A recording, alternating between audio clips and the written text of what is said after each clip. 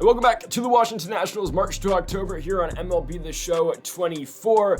We ended the last episode by calling up Alex Call, and the game's going to make us play a full player lock game with Call. Now, the Nationals are doing well in this 2024 season. They are 41-21, and yes, we will refuse to let Steven Strasburg ride off into the sunset and retire. We are forcing him to pitch games for us, but we're playing well, and it's not like a groundbreaking move that we called up Alex Call. Call has been up and down with the organization. For the most part, he's been up in the major leagues for a while. I don't know if he's probably gonna start in AAA, I think, this year in real life. But yeah, we called up Alex Call, and then they're making us do this whole player lock with him. No, it's not Dylan Cruz, it's not James Wood, it's not RH3, it's not Brady House, but hey, we're hitting perfects with Alex Call into left field, and we are 6 games up currently of the Atlanta Braves for the NL East lead. And folks, if you haven't yet though, make sure to hit that subscribe button down below for some more MLB 24, the show here on the channel. We've got the Reds franchise mode coming out later tonight as well. Big game with the Cubs. If we can win, we're gonna go and make the playoffs. If we lose, we're probably gonna be out, so stay tuned for that one here on the channel. But Alex Call now putting together a 2-hit game off of Chris Sale. The Nationals are getting killed at home by the Braves, but Call is gonna run himself into an out. But 2 singles for Alex Call should be enough, at least for a minor boost to his stats for the rest of the season. We're down 14-0, looking for a 3-hit game with Call. Just gets unlucky, gonna hit one hard in the air or on a line to Austin Riley at third. So Call with 2 hits. The Nationals end up scoring 3 runs, but still losing the game 14-3 with 13 hits. Yikes, we lose some momentum, but a 2-hit game from Call gets us some momentum, at least with him. Sale gives up 12 hits through 8 1/3 innings. So I think overall, yeah, we're going to be a little bit cold, but it should be fine. We just got to win another game here and really get all that momentum back. So let's see what we do in this Braves series. We lose the first, lose the second. Sorry, win the first and then drop the next 3. Win that first game in Detroit against the Tigers. We're going to play the second game, finish strong for morale boosting win. Top 9, down by 1, runner on first, only a 2.5 game lead for the Nationals over the Braves right now in the division. Luis Garcia at the plate, and he will roll one straight into a double play. Yeah, likely taking away any chance that we had of winning this ball game with that 3-6-3 double play. We'll try to get it back though with Lane Thomas at the plate. Don't know why the Lane train is batting 7th still. I guess I could change that. I probably should. Anyways, yeah, that game's over. Layton Thomas pops out to the catcher, and they really didn't give us much of an opportunity here. I mean, yeah, we probably should take advantage of that Luis Garcia at bat, but it's fine. Only one more cold boost going to our team as a whole. It's fine. I'm not too concerned. Just got to turn around in our next one. Hopefully we get a little bit more time to work. Like if we got that game in the 7th inning, probably could have won it, but it's fine. Let's get back on the horse. Hopefully win this series against Detroit. We do lose the first against Miami, second lose against Miami, and we're going to try to avoid the sweep here in the 3rd game at home. Avoid sweep. Yeah, exactly. That's what the moment is called. Get into this game down 4-2. This is what I'm talking about though. Bottom 7, bases loaded, 2 outs. But with time to come back, Stone Garrett at the plate on the empty count. There you go. Stone Garrett up the middle with a single. Jazz Chisholm not going to get there in time. That throw, though, by Jazz is good. However, this game is knotted up at 4 runs apiece. So on to the top of the 8th, Kyle Finnegan pitching to the aforementioned former cover athlete in Jazz Chisholm. Chisholm into left to Rosario. Eddie Rosario's got it, 1 gone for Brian De La Cruz on the 2-2 pitch. He will look at that splitter down by Kyle Finnegan. 2 gone for the former National, the leader of the book club, Josh Bell. Another out, though, to the left fielder in Eddie Rosario. So the Nationals can take the lead here in the bottom of the 8th. Joy Meneses up first here for the Nats, and Meneses right on the ground at third. A little bobble at third base, but again, with Meneses' 25 speed, oh, he does beat it out. A bad fielding error and then a bad throw as well. Can we pick that up, though? Eddie Rosario going to strike out on that inside slider. Keibert Ruiz now on the 0-0. Hits one hard into right center field, but there is the speedy Jazz Chisholm again. 2 gone now for the 6th spot, which should be Luis Garcia, but today it is going to be Nasim Nunez instead. The former Marlin, though, pops out into foul ground. So if the Nationals are going to win, it's going to have to be via the walk-off. First, though, to the top of the 9th, here comes Dylan Floro, who in game is our best reliever, and that ball is going to sneak by the 3rd baseman tonight in Joey Gallo. Yeah, he's not going to play there in real life. He'll either be the DH spot or first for him, and then maybe the outfield. I doubt 3rd ever. But Avisel Garcia going to ground hopefully into a double play. We can't turn it in time. Garcia safe at first for the speed demon at John Birdie. The ball's hit right to Joey Gallo. 2 gone in the inning for the 2 spot, which will be the lefty Nick Gordon on the empty count. Gordon into center field right to Victor Robles. Bottom 9 time, can the Nationals walk off the Marlins? Lane Thomas up first. He's 2 for 3, likely going to be 2 for 4 as that ball is going to be caught by, I do believe, Avisal Garcia in right. Joey Gallo on the empty count just gets under a slider.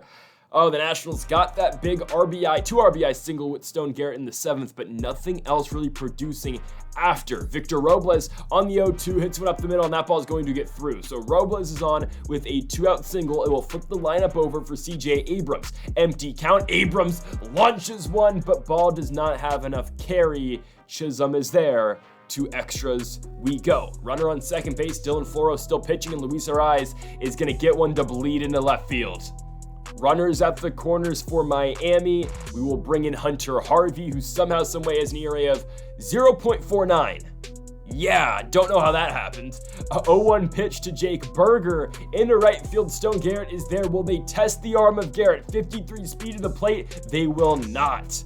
Probably would have been gunned out. 1 gone. Jazz Chisholm gets popped out. Oh my goodness. Can Hunter Harvey get himself out of a huge jam right here? Brian De La Cruz in the 1-2, got him!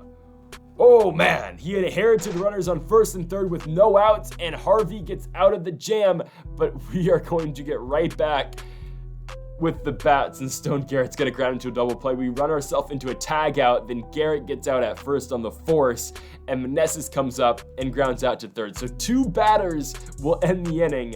We go straight to the top of the 11th. Josh Bell, though, is going to pop out to Hunter Harvey, and the Marlins have not made solid contact since Harvey has entered the game. 0-2 pitch, got another one. 100 on the gun by Harvey, up and in on the fastball. Avisal Garcia on the 1-0. Shallow right field, Stone Garrett has got it. Now can the Nationals take advantage in the bottom of the 11th? Eddie Rosario first, that will take it. Right side of the infield, it moves the guy over, perfect. Just got to get a ball past the infield here to win. Keibert Ruiz at the plate. That ball's lifted into center field. Jazz Chisholm coming in. It's going to drop. It's an RBI single for Keibert Ruiz. It drives in the winning run in Alex Call, who he just called up from AAA Rochester. And the Washington Nationals will win by a score of 5-4 here in extra innings. And this is exactly what I was talking about, right? Winning a game where you're down big, early though, like somewhat early in the 7th inning, coming back, getting 6 plus the walk-off bonus. So 7 momentum boost for our team.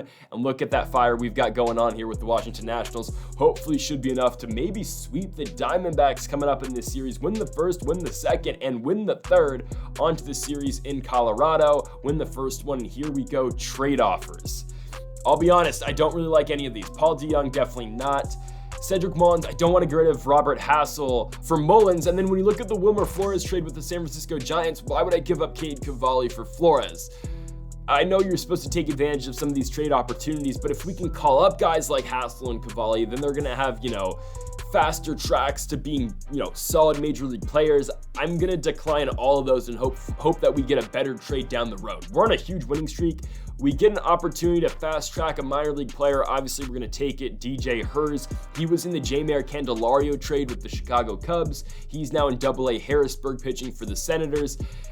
And I'm not going to show you every single pitch, every single out of this, AAA game against the Erie Seawolves. We'll just get this over with pretty quickly here. DJ Herz didn't have the best outing. He was good through 5, really solid, only gave up 1 run. But once the 6th inning hit, it was just, a hit party by the Erie Seawolves.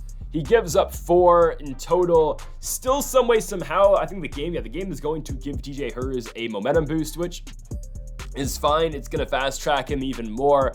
I don't know how we got a momentum boost for the Major League squad as well. I guess the scouts were just that impressed with DJ Herz's performance, which honestly wasn't that great, but I will take it nonetheless. We finally lose a game in that final game against the San Diego Padres at Petco Park, win the series against the Rays, another trade opportunity, and now that gets interesting.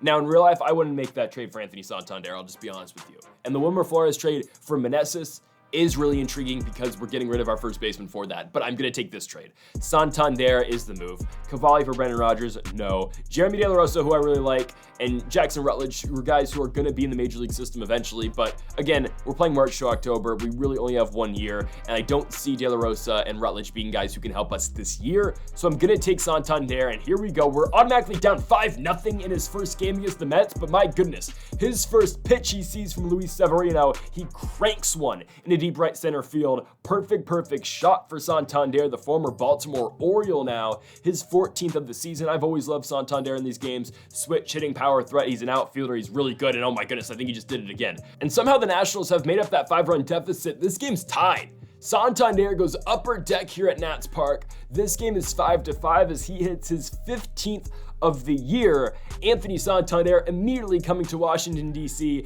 and making an impact. 2 home runs in this game, and he's got the Nationals tied at 5-5.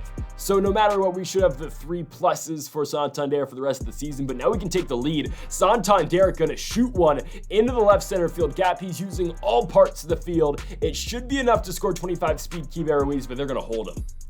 Second and third, 1 out. Hopefully the runs will score. We will fast forward, but Santander is 3 for 3. Nothing scored. Of course it didn't. Santander comes back up here in the bottom of the 7th, gonna hit that fastball hard and deep into center, but it's gonna be caught at the warning track. We might get one more AB. We do in the bottom of the 9th. This game's tied 5-5. Santander looking for hit number 4 in his debut with the Nats. He will. It's gonna one-hop the wall. Santander off of Shintaro Fujinami, and he's the winning run at second base. Can the Nationals pick him up and win the ball game? Unfortunately, they get rid of him for Nasim Nunez, and they lose the game 7-5. Oh man, so we lose momentum because of this game. Santander is gonna have the boost for the rest of the season, but man, I mean, come on, you can't win that game. The guy goes 4 for 5 with 2 home runs and 2 doubles. It's insane. So that's how we're going to finish off this video, folks, here at the Washington Nationals March to October. If you haven't yet, though, make sure to hit that subscribe button down below for more. Make sure to leave a like if you did enjoy the video. I'll be back again with more Nationals March to October in the future, and again with the Cincinnati Reds franchise coming at you later tonight. So folks, thank you all for watching, and Mamba forever.